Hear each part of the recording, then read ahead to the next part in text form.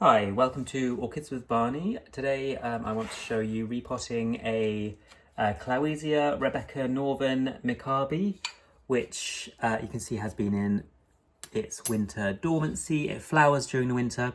It had two spikes this year. Actually, all the buds on this one blasted, but these buds all opened. Well, two of them blasted, the rest opened, which I suspect was because I brought it in the house and it had low humidity. But still had wonderful fragrance, lovely flowers.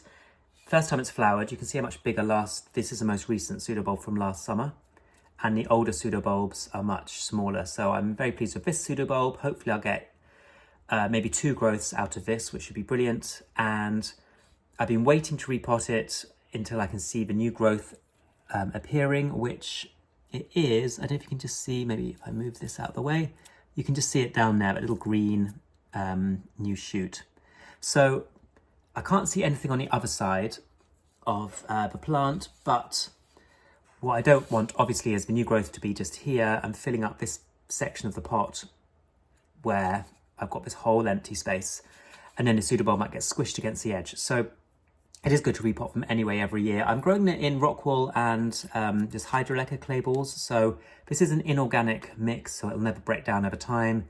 I have no disease issues with this plant. It's been very healthy, so I'm gonna keep it in the same mix. So I'm going to get all the mix into here, get it out of the pot and repot it with the same mix because I've got no reason not to.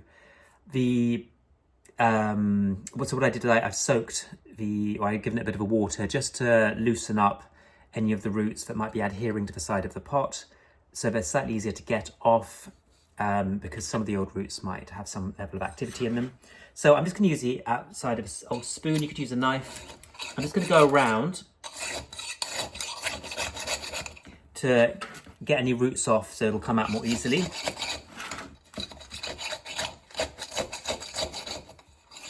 I'm not worried about root damage because all the new roots that are going to come out are what is going to support the new growth. The old roots will be very useful for anchoring the plant into the pot when I repot it.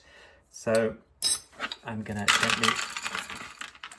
gently twist and pull. And you can see it actually has a pretty healthy, nice looking root system. And I think these roots are alive. I don't think these roots have all died off. So I'm very happy with the root system on this. It looks like a healthy plant. And so I'm going to gently just tease the growing media off and then repot it so that the new growth, which you can see a little bit more clearly, so that this new growth will have space to develop. And I really hope I get a secondary growth on the other side. I am going to pot it to allow for the possibility of a secondary growth developing a bit later on. So just teasing out the old growing media. I'm not going too crazy because I don't want to disturb the roots too much, and you know, this growing media won't break down, so it doesn't matter if some of it's left on the old roots. This stuff was a fake sphagnum moss that I got some years ago. I don't even know if they still make it. It really is not an equivalent to sphagnum, so don't buy it. It's really rubbish at wicking moisture when it's dry. It takes ages to re-wet it. But it's quite good for putting in the bottom of the pot to stop smaller pieces going through the hole at the bottom. Okay, so that's probably enough. As I said, this doesn't break down. This is rockwool and hydroleca, the clay balls. Won't break down over time, so I don't need to kind of get it all off the roots because of the risk of it rotting and causing the roots to sit wet for too long, etc., and causing fungal growth and rots in the plant. So now I've done that, I'm going to place this into the pot, tease the roots in, and just kind of get this to the back. So the new growth is here. So there's plenty of space for it to develop. And if I get a secondary growth on the other side, there's also space in this area for it to develop as well. And then all I need to do is start teasing the old growing media back in.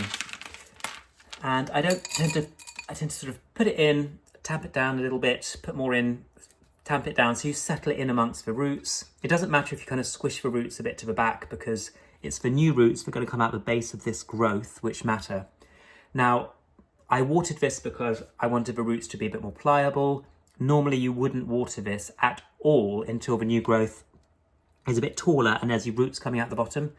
I am just doing this because I'm a bit impatient and really felt the urge to repot it. It's probably not the best practice, really you should wait a little while, but I will not water this again. I'll let it dry out. It won't cause any problems.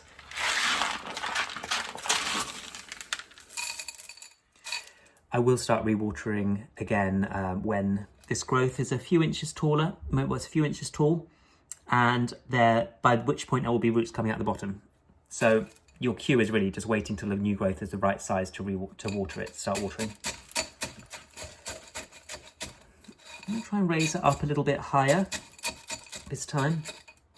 Now, Clowezias, like many of the Castiniaceae or Castiniid group, they need a wet, high feed, high light, constant dampness summer, and then they need to have a dry, bright and warm winter, ideally with reasonably high humidity and good airflow, because that will high humidity will reduce the risk of these bulbs shriveling, and the flowers develop better with higher humidity. Well, they seem to blast, at least in my experience, with low humidity.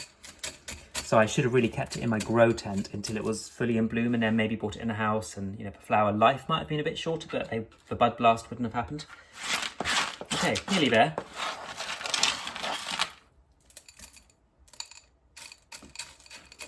Just kind of making sure it goes around the back. I might actually need to add a little bit, because I've got it higher in the pot, I might need to add a little bit of fresh mix on the top.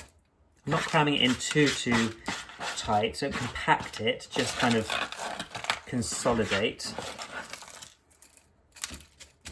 Okay, I must get a little bit of fresh mix from my stash.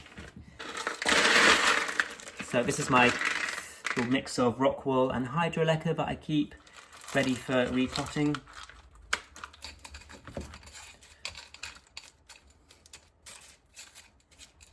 Okay, now I'm making sure that I leave space around where the new growth is, just so it doesn't get potentially damaged or wedged or anything as it's growing.